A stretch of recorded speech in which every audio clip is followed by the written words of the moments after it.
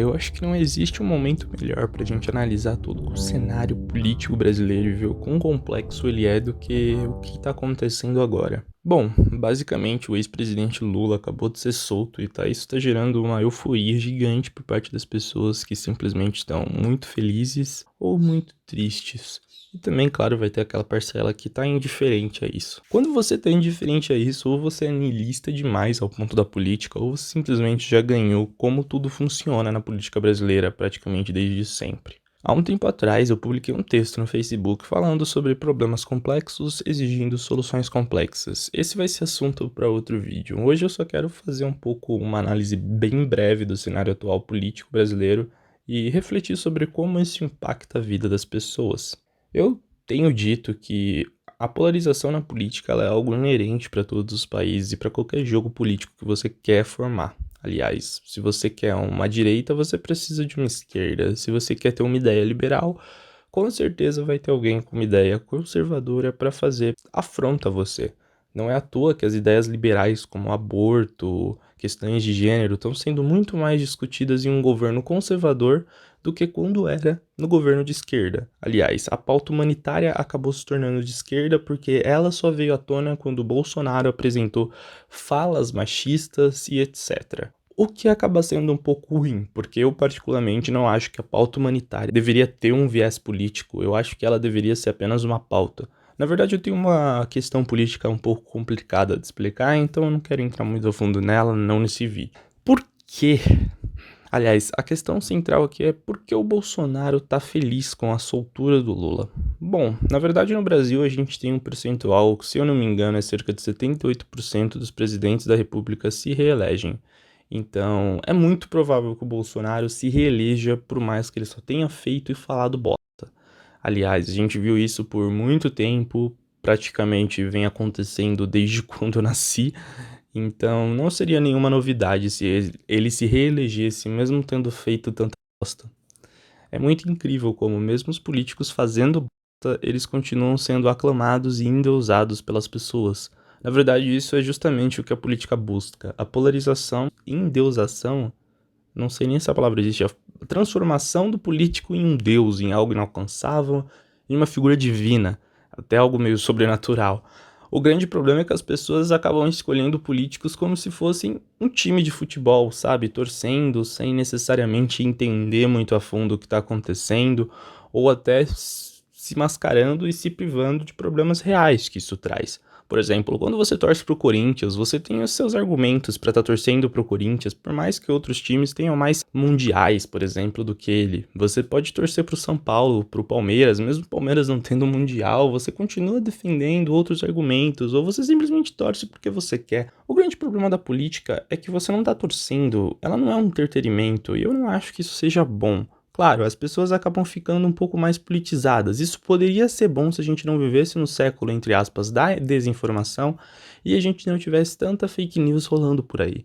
A verdade, no meio político, ela não existe, ela é simplesmente um argumento. Você vai interpretar a verdade como você bem quiser.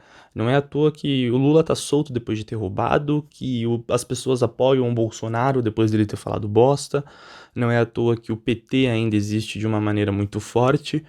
E não é à toa que o próprio presidente da República preferiria se candidatar para concorrer com o Lula do que com o Sérgio Moro. Tá, vamos lá. Essa questão aqui é um pouco complexa para entender, então vem comigo. O Sérgio Moro entrou no governo do Bolsonaro como ministro, ele estava fazendo todo aquele trâmite lá da Lava Jato, e o Bolsonaro, querendo ou não, se reelegeu muito forte por causa da Lava Jato. Ele levantou muito essa bandeira da corrupção, falando que ele era um político honesto, nunca tinha roubado, e a gente tá vendo essas chadinhas aí do Flávio, né? Mas enfim, o grande problema disso daí foi que, com o tempo, o Bolsonaro começou a se desentender com todo mundo, começou a querer viver como se o Brasil fosse o quintal da casa dele, ele pudesse falar e fazer o que ele bem quisesse, demitindo e arrumando briga com todo mundo que discordasse dele e se aliando ao Centrão, como sempre, né? Porque parece que o Centrão é a grande gárgula aí por trás de todo o cenário político brasileiro e que sempre vai dominar tudo. Bom, feito isso, mais várias outras coisas que eu não vou ficar falando aqui para não me estender, Moro acabou saindo, o Bolsonaro fechou as investigações da Lava Jato, porque é óbvio que uma hora ou outra ele e outras pessoas importantes do Centrão iam acabar caindo, e aí esse assunto meio que morreu por aí. Aí o Sérgio Moro entrou para um antagonista, por sinal eu também trabalho no mesmo CNPJ que ele, olha só que legal, enfim.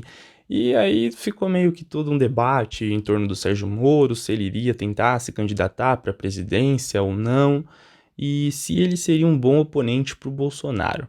Aí veio toda uma questão um pouco complicada e é por isso que eu falo que a polarização no Brasil é uma grande bosta. Se o Bolsonaro, por acaso, fosse concorrer com o Sérgio Moro, a gente não teria aquela divisão clássica de direita e esquerda, de liberal, conservador e tal.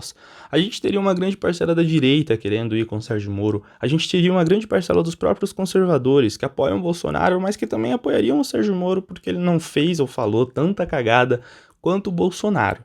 Tá, eu digo aqui um ponto bem específico, o Bolsonaro tá lá todo dia fazendo live falando merda, o Sérgio Moro não aparece tanto na mídia como ele. Então, acho que as pessoas que estão um pouco enjoadas do Bolsonaro, mas que ainda teriam um perfil mais conservador, poderiam ir pro Sérgio Moro. As pessoas que ainda têm aquela mentalidade mais de polícia, ou de bandido bom é bandido morto, ou simplesmente de não gostar de político roubar, né? De ter aquele negócio meio que a favor da Lava Jato ainda, o que é meio, sei lá, bom, né? A Lava Jato prendendo pessoas que estão roubando é bom, e as pessoas que ainda vão querer levantar essa bandeira, ou pelo menos acreditar nela, porque eu já não acredito em mais nada, vão acabar indo pro lado do Sérgio Moro, e ficaria muito difícil pro Bolsonaro acabar convencendo essas pessoas mais, entre aspas, parecidas com ele, essas pessoas mais de direita ou mais conservadores. Nesse caso aqui a gente nem tem tanto assim uma discussão de direita ou de esquerda, acaba que não existe liberalismo em nenhum aspecto político e não existe conservadorismo também em nenhum aspecto político. Poxa, querendo ou não, meu amigo, Lula e Dilma eles eram conservadores e pautas humanitárias não foram apresentadas no governo deles, você querendo ou não. Então eu não acho que, sinceramente, haja uma discussão sobre intervenção do Estado na economia, direita ou esquerda por trás disso daí. É apenas uma máscara que eles colocam por trás desse tabuleiro complexo que é a política brasileira, justamente para você não entender direito o que está acontecendo e para eles poderem mexer as peças do jeito que eles quiserem. Bom, o que acontece é que se o Lula for disputar com o Bolsonaro, a gente vai ter um jogo político completamente diferente do que está acontecendo agora. Com o Lula no poder, a gente vai ter toda aquela questão do PSOL, que também é uma parcela importante da esquerda, meio que ficando dissolvida entre eu voto no Lula ou voto no Boulos, que provavelmente vai ser o candidato do PSOL, ou sei lá quem que o PSOL vai lançar, mas ele com certeza vai lançar alguém e ele provavelmente vai ser muito enfraquecido se o Lula aparecer ali. E aí vai ter uma caralhada de gente que simplesmente não gosta do Lula e não votaria nele nem fudendo. E vai ter que votar no Bolsonaro, porque ele vai ser a única oposição do Lula com votos o suficiente para ganhar do Lula, entendeu? O Lula é simplesmente um monstro perfeito.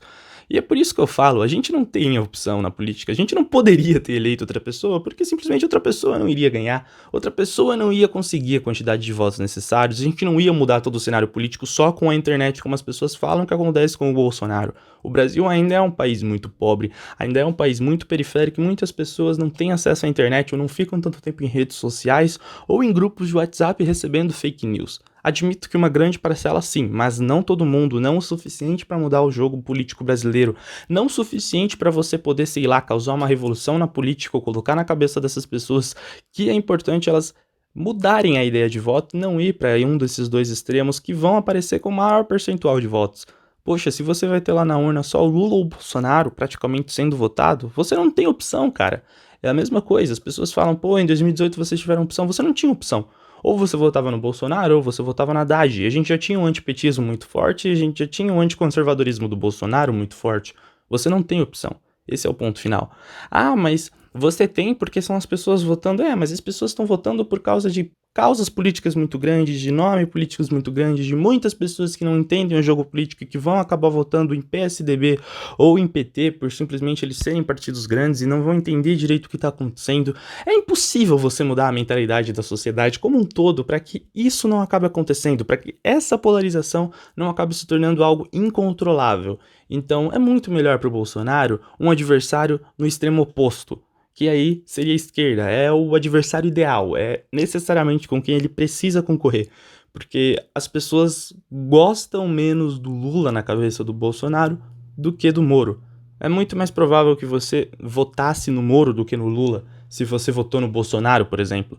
Então agora a gente vai ter uma questão muito grande, porque as pessoas de direita não vão querer votar no Lula, as pessoas conservadoras não vão querer votar no Lula, as pessoas lavajatistas não vão querer votar no Lula, mesmo não gostando do Bolsonaro. Ele vai ser o único líder fazendo oposição forte ali nesse tempo. É claro, o PSDB tá todo se desdobrando para tentar aparecer ali no meio, talvez com o Dória, talvez com o Luciano Huck, mas eu acho muito improvável, até porque tem toda essa questão de estatística de reeleição dos presidentes da República. Então, apesar do Bolsonaro ter fragmentado o PSL, ter separado a direita, ter separado o centrão, eu ainda acho que a disputa vai acabar sendo essa, e esse é o grande ponto importante da política brasileira.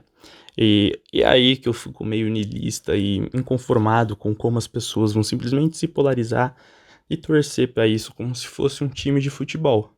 A grande verdade, meus amigos, é que nem Lula nem Bolsonaro vai mudar alguma coisa no Brasil em 2022 e a gente vai continuar com essa polarização por mais 4, 8, 16 ou até provavelmente o mundo acabar. Bom, esse foi o assunto do vídeo de hoje, só queria trazer essa discussão à tona. Eu particularmente sou bem desacreditado para assuntos políticos no Brasil, e é isso, basicamente, não esperem grandes mudanças na política.